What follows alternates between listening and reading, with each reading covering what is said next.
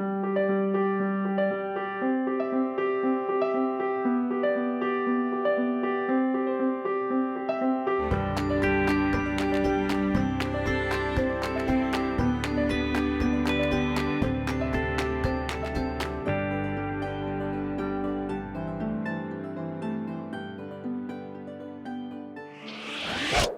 I'm Katie Barr, and this is Boca Matters.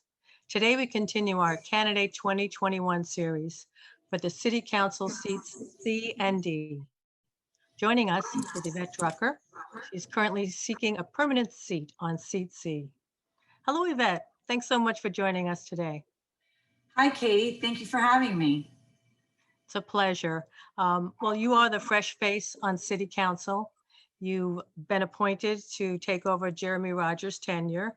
How's it working for you so far? It's been a great experience. Yes, I am serving in the capacity of appointment. I was appointed October 27 when Jeremy Rogers took a leave of absence, and we're very grateful for his service. And I've enjoyed every minute of it. So you are seeking a permanent position. You want the voters to know that. Yes. What is it that motivates you to be on City Council? So a lot of the people know me in the community from my last 13 years of community service to this community. I've been an advocate. I've been involved with numerous nonprofits in our footprint. I was past president of the Boca Raton Historical Society and Museum. I was president of Don Estridge Foundation. I've been PTA president, Calusa Elementary, PTO president.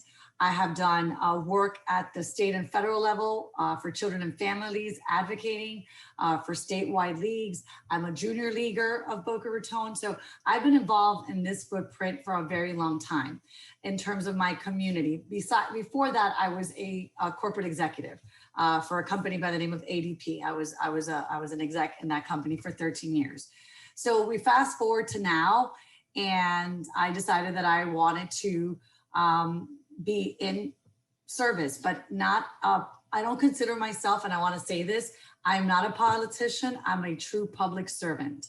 I have been serving this community for a very long time, and I continue to serve the people of this community as your appointed council member and as a council member that's looking for election, meaning re-election, but really an election, March 9th.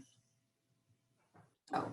You know, the City Council, it seems with each new member that joins City Council, the focus from the voters' perspective, it seems to be, you know, our voices are being heard, the residents' voices are being heard, you know, while they continue up with sensible growth. Is that, you think that will be a focus on your part as well? Yes, I wanted to say, and I'm going to pivot to that question. Not having the experience makes me that refreshing voice. I don't have any political baggage. I have no predisposition because my activity in this city was really for people. So now you fast forward to my, you know, what they call my political chapter. I am for common sense growth. If it makes sense, every project has to be looked at individually to make sure how does it fit our footprint? Not today, not tomorrow, but in the longevity. What do we want to look like in the next decade? We are in a new time in Boca, especially with the pandemic, where we are redefining what our footprint is. So when I talk about development, obviously it's something that is inevitable. However, we need to do it with, some people refer to it as smart, but with really common sense, what makes sense for the footprint moving forward. And, you know, if you are elected to a permanent seat on seat C, what would you like to see happen in the next 3 years? In the next 3 years, our biggest focus, I mean, for us right now, so if I look at it in the next 6 months, and I've been asked this question often, is safety. We need to stay safe. We need to COVID recovery. We need to figure out a way to, when we have these vaccines, when they're in our footprint, how are we going to be able to, you know, have a rollout? Very important to me, although it's not a city mandate. We work with the county. It's very important for me, education. It's important for me to get kids back to school. As a parent, I think it's important if your kids are at school, people can work better, people can go back to work. And it's also important for the kids that are falling behind. So it's very important for me, the education. Obviously, there's small business recovery. I support business. It's when you're saying, or my opponents are saying, well, she doesn't support business. Of course, we all support business, especially during these times. We're supporting our business as much as we can. And every day I hear from business owners in the capacity that I am in. So I think that really, if I could say the next 3 years, it's going to be really about public safety in terms of COVID recovery, small business support, education for our kids, getting them back to school. How are we going to get the vaccines out? And really trying to get back to our normalcy. Also, environment is very important to me. The high tides, sea level rise, keeping our, everybody knows our beaches were there when we were in the pandemic. A lot of people, I know I did in my family, spent a lot of time on the water. That was important to us. Parks, there's just so many things that are going to be, critical in the next, 6 months, but up to 3 years as we continue to work through the pandemic and the recovery, really. Yes, if anyone just reads your bio on the city council website, all the volunteer work that you've done, it's like, I mean, how long have you been in Boca Raton? It's unbelievable. So thinking about that, and you just mentioned the beaches, how important do you think it is for the city council and the beach and park department to work, in one voice? We voiced this on our workshop. If anyone sat for the workshop on Monday, this just past Monday, it's really important. Again, I'm the new person. So to me, it makes sense because I've been a volunteer. When you volunteer, you work together with groups, you do different committees to get to your end goal. So it's really important for me to work with the beach and parks. And I know the council, we discussed this on Monday. We really want to work together in partnership because together is the only way you can move forward. Their interest is the same as us. It's our parks, it's our beaches, is there for the people, right? So it's important to work together. And I think that it will get better because I think everyone on this council right now, not only are we working together as a council, but we're also working together with our counterparts. And I think that relationship will improve. And I hope that it does.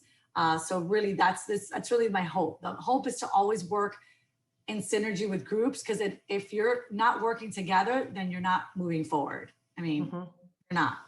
And we're not here, at least I am not here. I'm not speaking for the rest of the council.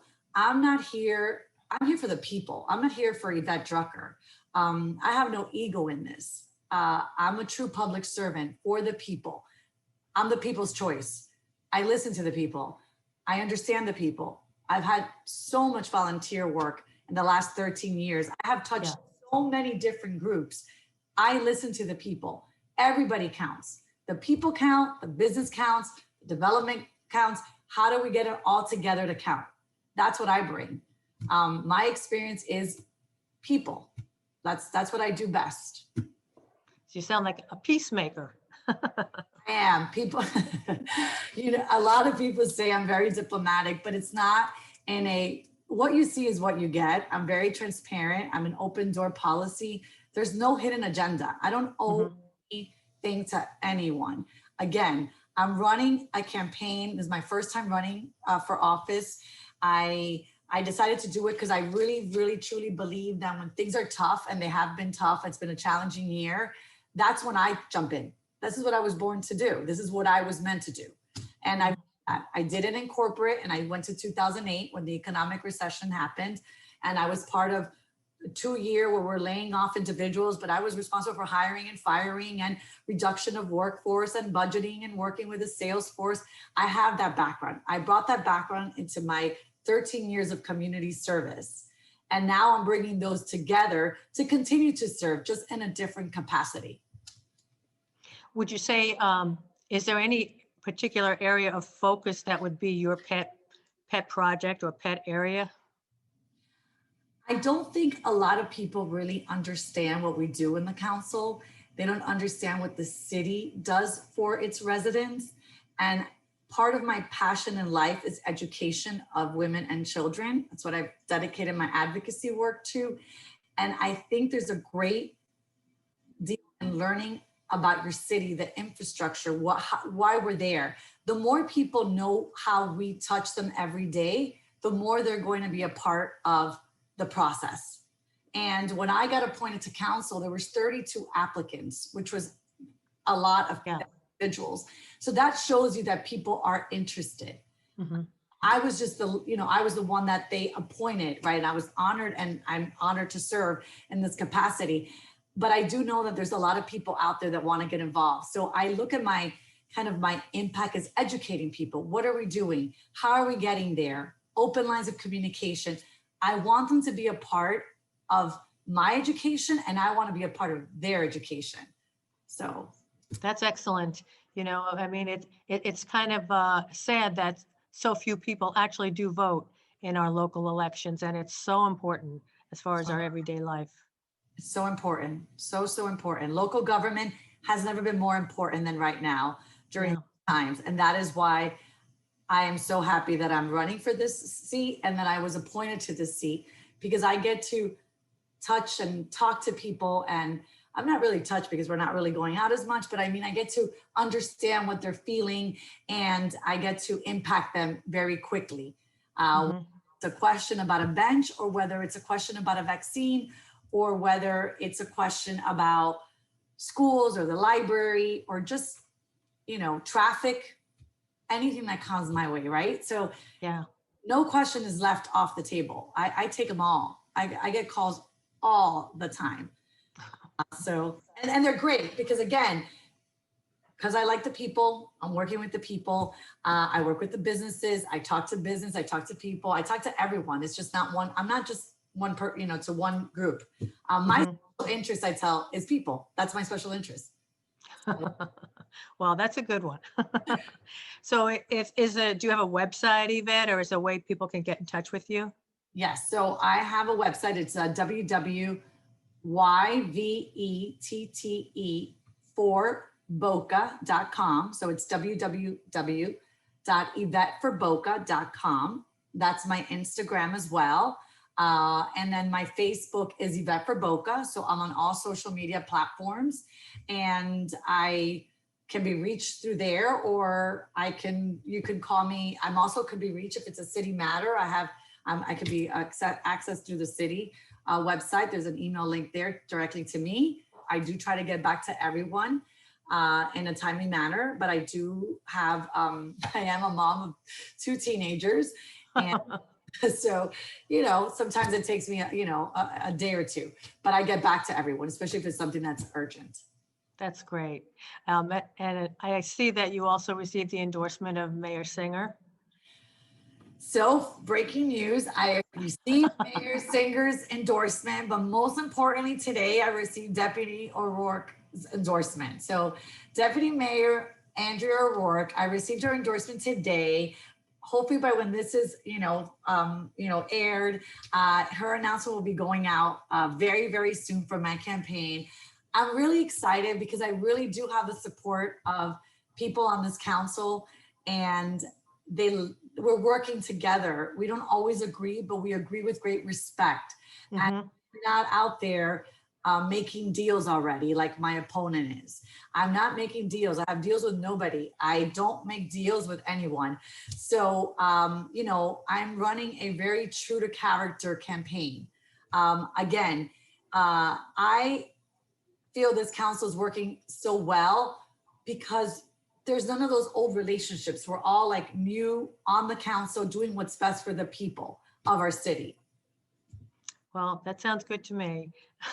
We'll be watching, Yvette. We appreciate you coming by and speaking with us today, and best of luck with your campaign.